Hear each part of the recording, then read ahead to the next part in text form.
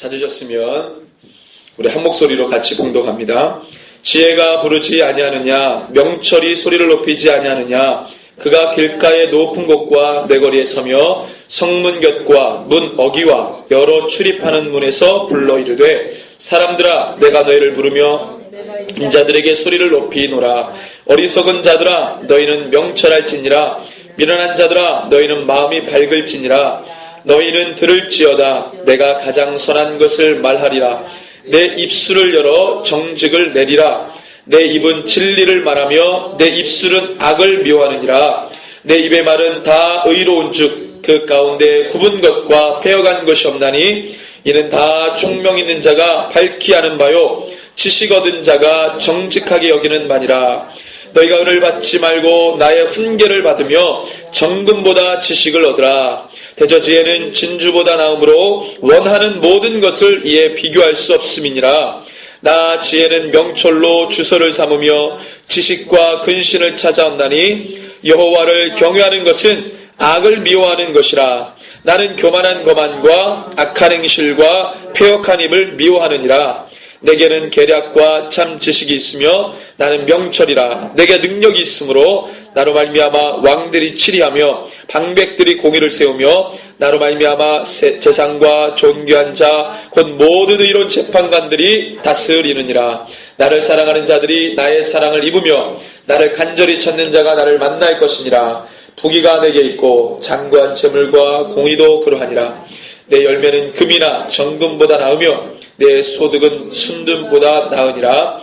나는 정의로운 길로 행하며 공의로운 길 가운데로 다니나니 이는 나를 사랑하는 자가 재물을 얻어서 그 곳간에 채우게 하려 함이니라. 아멘.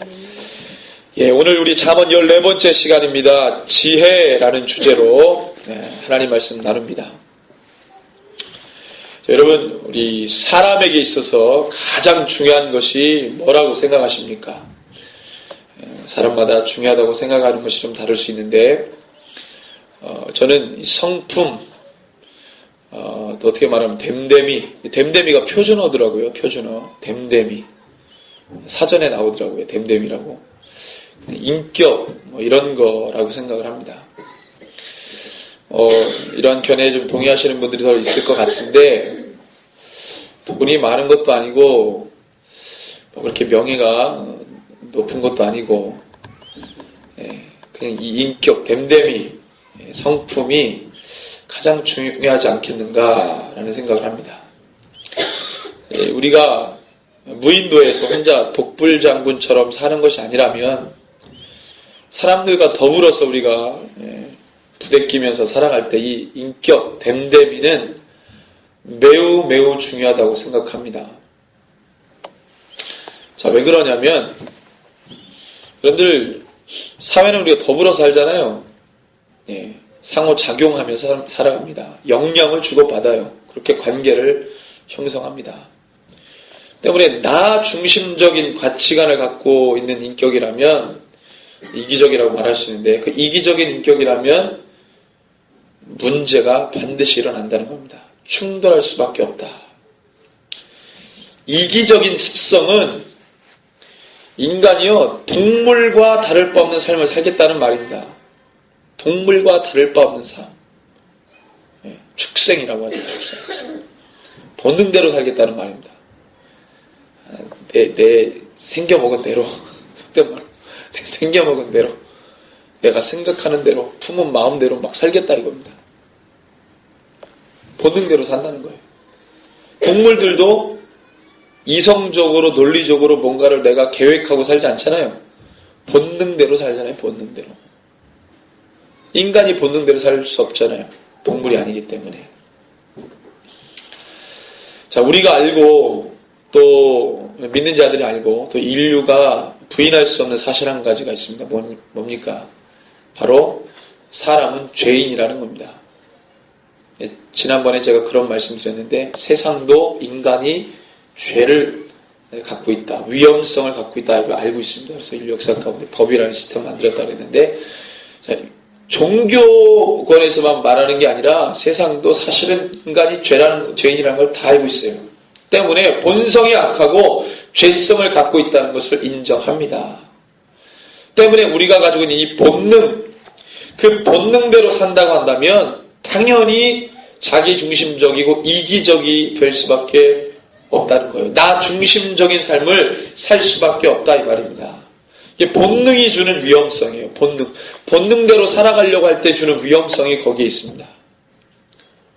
그래서 이 본능대로 살아가게 된다면 함께 우리가 공존하면서 어울려서 살아가는 이 시대에 문제가 일어나는 거예요. 우리가 이걸 트러블 메이커라고 합니다. 트러블 메이커. 문제를 일으키는 거죠.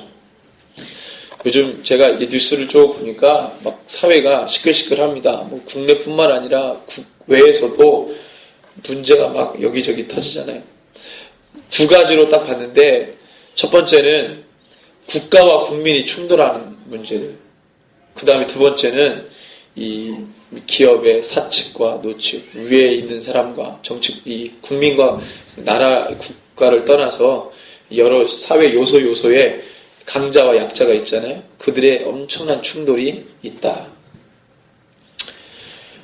국제 관련 뉴스를 보니까 우리가 계속 기도 중보하는 이 캄보디아, 우리 목사님 사역하시는데 그 캄보디아에서도 국가와 국민이 분쟁. 또 태국에서도 마찬가지죠. 태국에서도 국가와 국민이 충돌합니다. 시리아, 여러분들 우리가 알잖아요. 시리아는 오랫동안 내전이 있었습니다. 국제사회가 보고만 있어요. 전혀 개입하지 않아요. 왜 그런지는 모르겠는데 시리아 내전. 그 다음에 이 아프리카의 남수단과 북수단과의 충돌. 종교적으로 보면 이슬람권과 기독교권의 대립입니다. 그리고 중앙아프리카에도 또 충돌이 있더라고요. 중앙아프리카에도 부족 간의 충돌. 또 세계 절대적 헤게모니 국가라고 한다면 미국인데 미국도 정치와 경제가 굉장히 어렵잖아요. 지금 정치적으로도 어렵고 경제적으로도 어렵고 가깝게는 또 어떻습니까? 중국과 일본, 우리 대한민국과의 끊임없는 영토 분쟁. 이번에 일본에서 독도 날씨를 이렇게 기상예보. 그래서 우리가 또 발끈했잖아요. 완전히 진의 땅이라고 생각하고 막 일기예보까지 독도 날씨는 어떻다고 이렇게 또 나오고.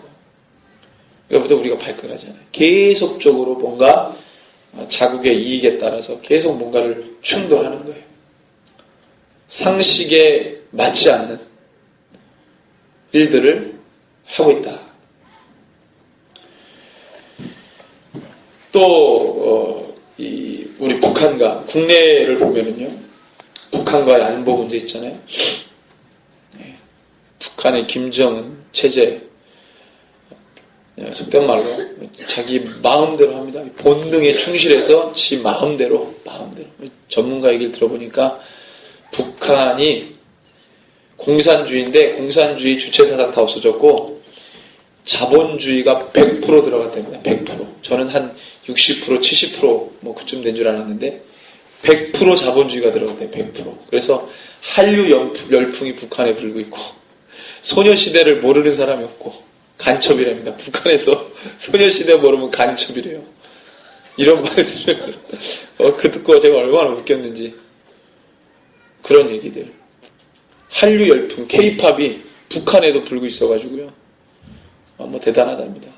고위 관리들은요, 당 간부들은 돈, 달러, 100달러 주면 어디든지 갈 수 있대요. 북한 어디든지 100달러 주면. 100달러 주면 두만강 압록강도 넘는다는 거예요. 돈만 주면. 돈이 권력을 잡고 있고 김정은이 북한이 돈 가져다가 뭐 하는가 봤더니 당 간부들한테 돈 나눠주고 있더라고요. 그 돈을 다. 그 돈을. 돈을 지금 안 주니까 굉장히 어려운가 봐요. 돈을 안 주니까. 그래서 당 간부들은 달러가 넘쳐나고 북한 주민들은 자급자족하는 그런 실태.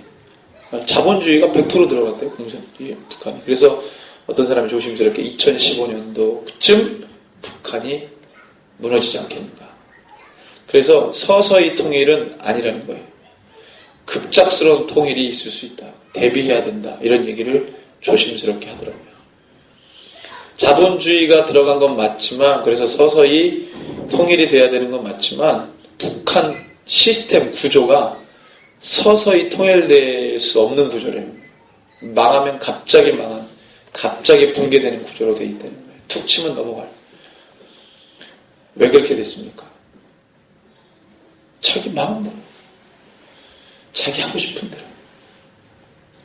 국민의 민생을 돌아보지 않고 자기가 앉아있는 그 자리에 만족을 느끼고 있다 보니까 자기 마음대로 하는 거예요. 자기는 골프 치고 승마 타고 말 타고 모든 유희를 즐기는데 북한 주민은 어떻게 사는지 잘 모르겠다. 김정은이 이 얘기를 했다는 거예요. 그러니까 자기는 다 해봤으니까, 자기는 자본주의에서 하는 걸 다 해보고 있으니까, 다 해봤으니까 북한 주민들도 그럴 거라고 생각하는지 지 마음대로 하는 거예요. 북한만 그렇습니까? 아니죠. 제가 볼 때는 거의 모든 세상이 다 그렇습니다. 크고 작을 뿐이지, 규모가. 또 우리나라 경제권에서는 사측과 노측의 계속적인 충돌, 또 의학계가 또 막 왜 안 일어나 했는데 또 일어나더라고요. 분명히 미국 따라갑니다. 미국의 전철을 분명히 밟습니다. 한국은. 왜? 제가 저번에 말씀드렸습니다. 말씀 나눌 때 사람이 문제라고. 아무리 좋은 거를 만들어 놓고 대안을 제시해도 그걸 움직이고 속에 들어가서 그걸 하는 게 사람이기 때문에 사람이 만족을 느끼지 못합니다. 계속 뭔가를 요구하고 얘기합니다. 시스템, 체제가 문제가 아니에요. 사람이 문제가 아니에요. 거기서 만족을 못해요. 계속 불만을 제기하고 자기의 이익을 말합니다. 국민들이 불편하고 이런 거 상관없어요. 자기의 이익이 우선인 거예요. 이 정치권의 혼돈, 여야 간의 대립, 당리당략에 움직이는 정치인들, 국민들이 어떠한 삶을 사는지 별로 관심 없어요. 마치 당의 입장이 국민의 입장이라고 생각하는지 그렇게 자기네들이 살아갑니다.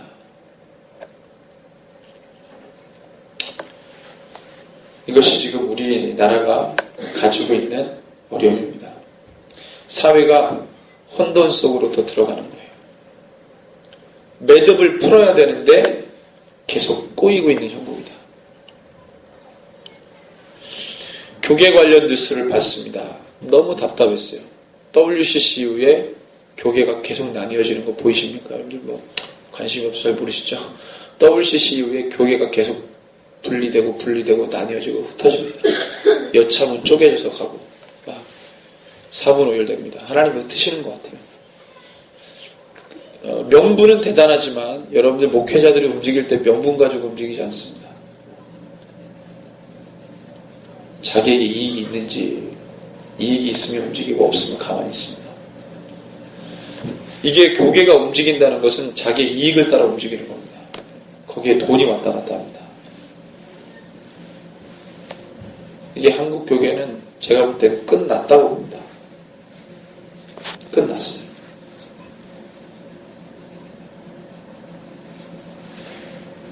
그래서 모이면 회개해야 돼요. 다 자기의 죄를 따라 행하잖아요. 자기의 죄를 따라 생각하고 판단하고 그 입장을 따르고 무지몽매한 성도들은 우리 목사님이 그러니까 그런가 보다 하고 따라갑니다. 그 영혼이 죽어가는지도 모르고. 예, 지금 한국 교회의 모습입니다. 진흙탕성. 구체적으로 말씀드리기는 그렇지만 여러분들이 좀 관심이 있으시면은 뭐 포털에서도 나와 있고 신문에서도 나와 있기 때문에 잘 보십시오. 한국교회 뭐 이것저것 연합기구들이 생겨나는데 저마다 지향하는 바가 있겠지만 뭐 씁쓸합니다. 개교회들도 무너집니다. 사람들은요 복음을 선포하는 교회들보다 세상 가치를 전달하는 교회로 몰리고 있습니다. 신문에 보면은 기독교 관련 신문을 보면 전도, 신바람 그래가지고 막 전도 해야죠. 주님이 영혼을 부르실 때 반드시 했던 것이 있습니다. 회개입니다. 회개. 교회가 전도해서 영혼들만 모아놓고 회개를 얘기해요. 그럼 그 영혼들은 하나님과 상관이 없어요. 전도해서 사람 많아지면 도대체 누가 좋아합니까? 회개하는 영혼이 없는데 왜 전도합니까? 여러분들 열방의 선교사님들 사역은요, 한 사람 얻으려고 전국을 다닙니다. 전국. 그 한 사람을 얻고 그 사람을 계속 양육시키는 거예요. 예수의 제자가 될 때까지. 그 사람이 또 영혼을 세웁니다. 그 사람이 말씀으로 깨지지 않으면 절대로 성경에서 말하는 영혼이 안 세워져요. 예수의 제자가 되지 않습니다. 예수님이 3년 반 동안 제자들을 끌고 다니실 때 그대도 안 깨졌어요. 그래도 안 깨졌다. 3년 지나서 4년째 되는 때 십자가 지나고 이들이 회복해서 성령 받고 죄 사명 감당했죠. 영혼이 세워지는 게 쉽지가 않습니다. 근데 우리 너무 쉽게 얻으려고 해요. 전도 무슨 전략, 부흥하는 전략이 어디 있어요? 그런데 교회에 부흥하는 전략 세미나, 교회 성장 전략 세미나.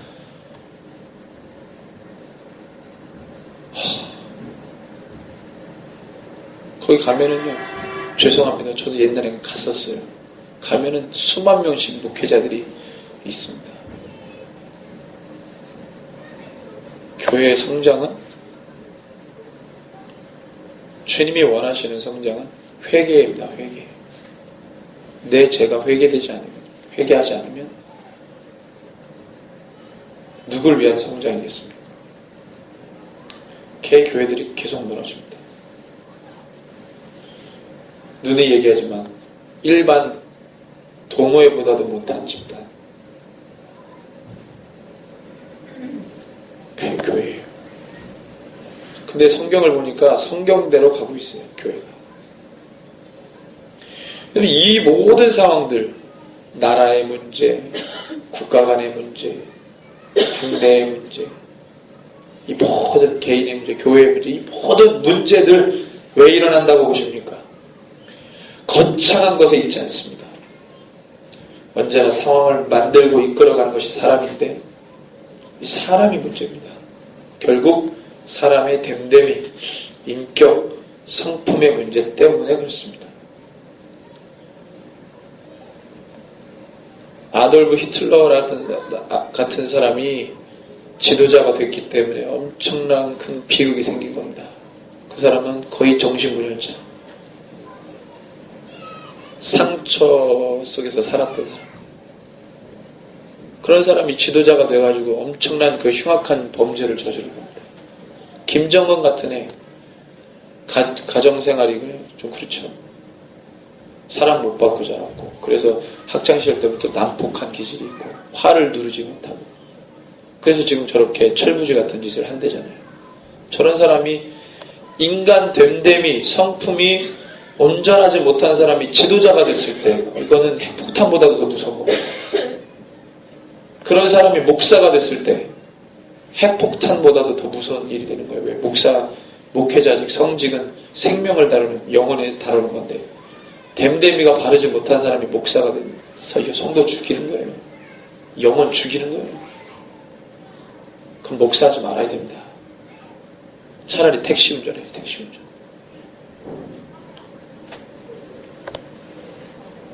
이게 문제입니다. 뭐 거창한 거에 있지 않아요. 그 사람 됨됨이, 성품, 자기 중심적이고 이기적인 성품, 이게 다 문제가 된 겁니다. 이 본성, 악하고 죄성의 온상인 이 본성의 질주를 브레이크할 수 있는 것이 바로 뭐냐? 그것이 오늘 본문의 제목인 지혜입니다. 지혜. 성경이 이렇게 말하고 있어요. 이 지혜는 인격의 사람이 될 수 있게 하는 아주 중요한 요소라고 성경이 말합니다. 잠언의 시작이 뭐라고 기록합니까? 잠언 1장 1절에서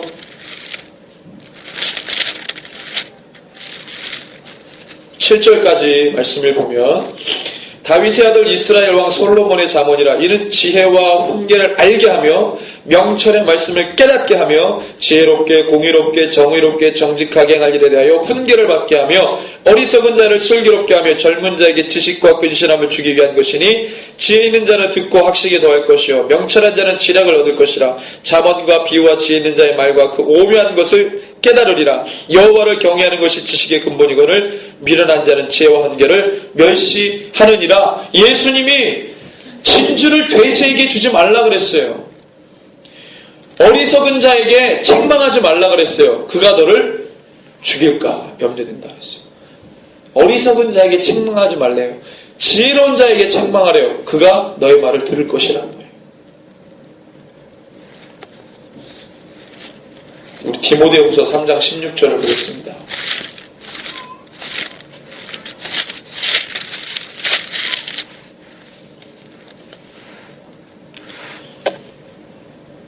(15, 16절) 17절까지 시작. 또 어려서부터 성경을 알았나니 성경은 능히 너로 하여금 그리스도 예수 안에 있는 믿음으로 말미암아 구원에 이르는 지혜가 있게 하느니라. 모든 성경은 하나님의 감동으로 된 것으로 교훈과 증망과 바르게 함과 의로 교육하게 유익하니 이는 하나님의 사람으로 온전하게 하여 모든 선한 일을 행할 능력 갖추게 하려 함이라. 아멘. 네. 아주 성경은 간단합니다. 사람이 지혜롭게 되는 것은요, 하나님을 경외하는 것인데, 하나님을 경외한다는 말은 주의 말씀을 따라간다는 말입니다. 여러분들, 그래서 잠언이 우리에게 그것을 준다 이 말입니다. 여러분들, 세상도 지혜를 얻기 위해 부단히 노력하잖아요. 그런데 세상이 말하는 지혜와 성경이 말하는 지혜 좀 다릅니다. 똑같다고 보시면 안 돼요. 같은 지혜를 얻고 취한다는 방향은 좀 비슷한데 내용이 전혀 달라요. 내용이. 세상이 말하는 지혜의 내용과 성경이 말하는, 하나님이 우리에게 말씀하시는 지혜를 얻으라 그랬을 때 그 성경이 하나님 말씀하신 지혜는 내용이 다릅니다. 늘 세상도 이 세상이 말하는 지혜를 좀 보면은요, 오직 인간 자신만을 위한 지식 체계입니다. 세상이 우리에게 요구하는 지혜는 인간 자신만을 위한 지식 체계, 자신의 삶을 발달시키기 위한 지혜, 세상이 좀 더 잘 살아보려는 지혜. 하지만 성경에서의 지혜는 내가 아니라 남을 위한 지식과 지혜입니다. 나의 삶을 영위하기 위한 지혜가 아니라 타인의 삶을 섬기기 위한 지혜. 여러분들 좀 보시면은 우리가 많은 위인들을 좀 알고 있는데 그 위인들이 어떻게 위인이 됩니까? 자기의 삶을 위해 살았던 삶이 아니라 타인을 위해 삶을 살았기 때문에 위인이에요. 예수 몰라도 타인을 위해 삶을 살았을 때 위인이라고 해줍니다. 그래서 예수와 상관없는 위인들 많아요. 훌륭해요. 왜? 저 사람의 학식과 가지고 있는 모든 부와 모든 것을 남을 위해 섬겼어. 그럼 우리는 박수 쳐줍니다. 우리가 연말에 제가 우리 교단 모임 갔다 왔을 때 동해에서 구세군 사관으로 계셨던 분하고 이야기를 좀 했는데, 연말 되면 구세군이 이거 하잖아요. 자선 낭비. 그러면 뉴스에서 보면요, 수표를 놓고 가시는 거예요. 1,000만 원, 1억 이런 기. 동해는 한 번도 그런 역사가 없었대요. 모이면은 500 이런데 잘 안 거쳐진대요. 동해는 마음들이 높아져서 그런지 그런 게 있어요. 그리고 추운 겨울에 그 밖에서 행상하시는 어떤 할머님이 몇천만 원을 대학교에 기부했다더라. 장학금으로 냈다더라. 그 인생 전체를 드린 건데 우리가 이 얘기 듣고 아이고 뭐하러 그런 짓을 했어? 이런 사람 아무도 없어요. 박수 쳐줍니다. 내가 못하는 일을 그분이 했거든. 나보다 더 힘이 없고 더 무기력하고 더 없어 보이는 분들이 그걸 더 잘해요. 있는 사람들이 더 안 합니다. 없는 사람들이 그것을 더 나눌 줄 알고 위인이라고 생각합니다. 우리가 세상 위인이라고 말할 때 우리 아이들에게 읽으라고 말하는 위인들은요, 다 남을 위해 살았던 사람이에요. 세상도요, 남을 위해 산 사람들은 위인이라고 말합니다.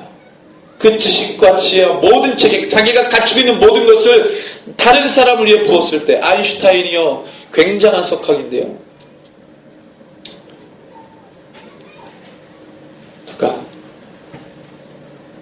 아프리카에 가서 원주민을 섬기잖아요. 크리스천입니다. 대단한 석학인데 과학자였고 의사였고 선교사로 아프리카 가서 섬기잖아요.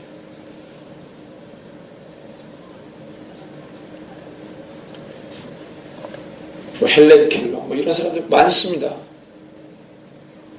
아인슈타인이 아니라 슈바이처군요. 슈바이처. 하도 위인들이 많아가지고 복잡해. 슈바이처. 그런 사람들. 과학자고 의사였고 선교사였고 목사였고. 우리나라에도 그런 분들이 많이 있습니다. 세상도 이기적인 삶이 아니라 이타적인 삶을 살 때 굉장한 파급력이 있다. 그렇게 말해요. 예수와 상관없이 그렇게만 살아도 위인이 된다고 합니다. 성경에서 말하는 지혜는 좀 내용이 달라요. 단순히 타인을 위한 지혜와 지식을 말하지만은 않고 좀 더 본질적인 내용이 있는데 오늘 본문 1절에서 4절까지 보면은 그것이 이제 발견이 됩니다. 말씀에 보면은요, 지혜와 명철이 중요하다는 것을 사람들에게 알리는 표현이 나옵니다. 그러면 지혜와 명철이 무엇이길래 이토록 사람들에게 알리냐면 5절에 보니까 어리석은 자들아 너희는 명철할지니라 미련한 자들아 너희는 마음이 밝을지어다. 지혜와 명철이 중요하다고 말하는 그 타겟이 어디 있냐면 어리석은 자, 미련한 자에게 필요한 것이라고 말하고 있어요. 좀 더 구체적으로 말하면 7절에서 11절입니다. 내 입은 진리를 말하며 내 입술은 악을 미워하고 내 입의 말은 다 의로운 즉 그 가운데 굽은 것과 패역한 것이 없다.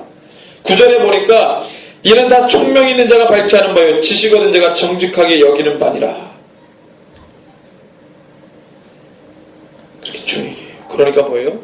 거짓을 말하지 않는다는 겁니다. 이게 바로 지혜와 명철이라는 거예요. 이런 악을 저지르는 사람들을 미련하고 어리석은 자라고 했어요. 그런 자에게 지혜와 명철이 반드시 있어야 된다. 그럼 지혜와 명철은 뭐냐? 악에서 떠나는 것이다. 죄를 미워하는 것이다. 거짓을 말하지 않는 것이다. 라고 본질적인 것을 이야기합니다. 우리는 이 잠언의 말씀을 통해 예수와 상관이 없는 어떠한 위대하다고 보여주는 인생도 정말 위대하지 않다고 했습니다. 그래서 저번에 사단이 궁극적으로 가지고 있는 목표는 뭐냐? 무조건 예수와 상관이 없는 사람 만드는 거예요. 예수와 상관이 없는 지식인, 예수와 상관이 없는 성인군자, 예수와 상관없는 명예로운 자, 예수와 상관없는 화평한 자. 대단한 칭송을 받는데 예수하고 상관없어요. 사람들이 엄청나게 도덕적인 사람이다 라고 말하는데 예수와 상관없어요. 저 사람이 가는 곳마다 사람들이 박수갈채를 치고 화평한 자라고 말하는데 예수와 상관없어요. 당신 예수와 상관없이 그렇게 살라. 예수와 상관이 없는 위대한 자를 만들려고 합니다. 그게 사단의 전략입니다. 그래서 많은 사람들은 예수 필요 없이 세상에서 성품과 인격과 품위를 지닌 사람으로 살려고 합니다. 괜찮다고요. 예수와 상관이 없이 굉장한 성품과 인격과 품위를 지녀도 괜찮다 여겨지도록 사는 거예요.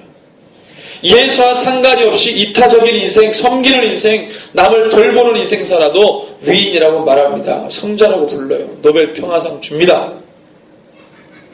그렇게 살아도 사람들이 박수쳐요.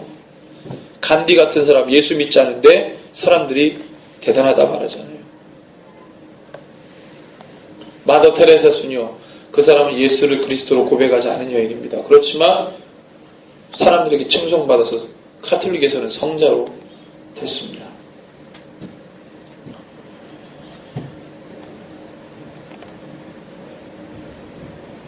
굳이 예수와 상관없어도 얼마든지 세상으로부터 존경받고 사회적으로 칭찬받으며 살 수 있다 말하고 오히려 그러한 삶이 더 나은 삶이다 이렇게 가르칩니다. 요즘에는 교회 다니는 사람들이 엉망진창인 경우가 많아요.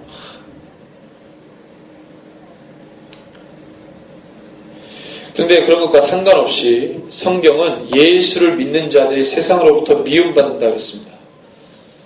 이 말은 왜 그러면 믿는 자들이 세상으로부터 미움받냐? 지혜롭지 못해서, 인격이 덜 돼서, 성품이 나빠서, 몰상식해서 미움받는다 그랬습니까? 성경에서.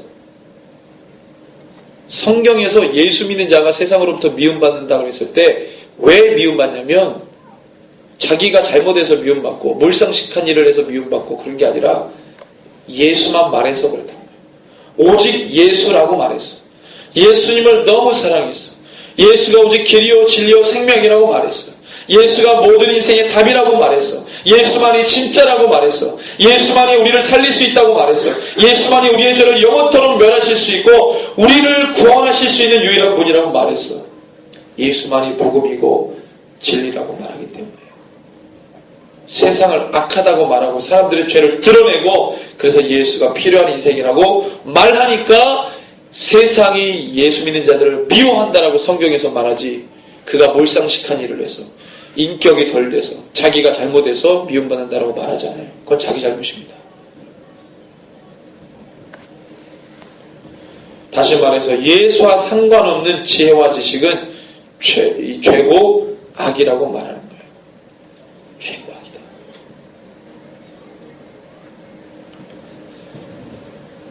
예수와 상관이 없이 행하는 모든 인간의 행위는 죄로부터 기인하기 때문에 그렇습니다.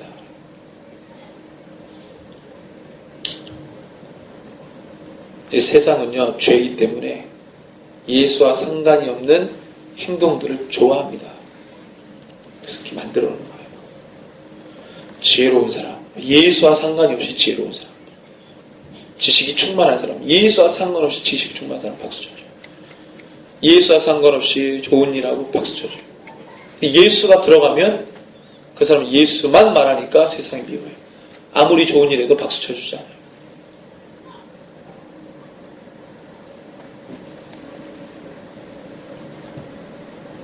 때문에 그 죄를 멀리하지 않고는 그 죄를 파하지 않고는 미워하지 않고는 정말 지혜롭다 말할 수 없다 이 말입니다. 하나님은 우리가 상상할 수도 없는 지혜로 자신의 아들 예수를 우리에게 내어주셨습니다. 그것이 하나님의 지혜였는데요. 그 지혜 때문에 모든 자들이 살게 되었습니다. 그 지혜는 먼저 사랑이라고 하는 것에서부터 시작이 됐어요. 그리고 그 지혜는 죄를 파하는 능력이 있었습니다. 그리고 결국 그 지혜의 열매는 생명이 우리 가운데 주어졌잖아요. 죄를 무력화시키지 않고서는 참된 지혜란 말할 수 없습니다. 죄를 껴안고 죄를 껴안은 상태에서 지혜, 참된 지혜가 아닙니다. 자기의 욕망에서 나오는 것이죠. 우리 주님처럼 사랑에서부터 나오는 지혜가 되려면 죄를 잘라내버려야 돼요. 죄를 인정하면 안 돼요. 타협하면 안 됩니다. 때문에 우리에게 있어서 참된 지혜를 소유한다는 것은 죄를 멸하신 예수님을 소유한다는 말입니다. 그럼 예수님 어떻게 소유합니까? 십자가 목에 걸고 다닙니까? 십자가 귀걸이하고 다녀야 돼요? 아니죠. 그의 말씀입니다. 그의 말씀을 소유하는 것입니다. 그의 말씀을 취하는 것입니다. 주님의 말씀은 우리의 영혼에 정신에 심는 거예요. 우리의 마음이 새기는 겁니다. 이스라엘 백성들은 하나님을 섬긴다고 했을 때 그 주신 율법을 늘 묵상하는 것이었습니다. 마찬가지로 이 땅의 교회는 율법의 완성이시고 모든 율법의 요구와 내용을 완전히 이루신 예수님의 말씀을 그대로 행하는 것입니다. 바로 죄를 누르고 악을 끊고 모든 거짓을 깨트린 지혜, 이것이 바로 참된 지혜라 말할 수 있는 것입니다. 참된 지혜를 소유하시길 바랍니다. 악을 멀리하고 죄를 미워하십시오. 모든 거짓과 미혹을 배척하십시오. 그것이 참된 지혜입니다. 우리 이 시간에 함께 기도합시다. 주님, 우리가 세상이 원하는 지혜를 습득한 자가 아니라 성경에서 말하고 주님이 말씀하신 지혜를 취하는 믿음의 사람이 되게 하여 주십시오. 세상이 원하고 요구하는 지혜가 아니라 하나님이 가장 기뻐하시고 바라시는 지혜자가 되게 해 주십시오라고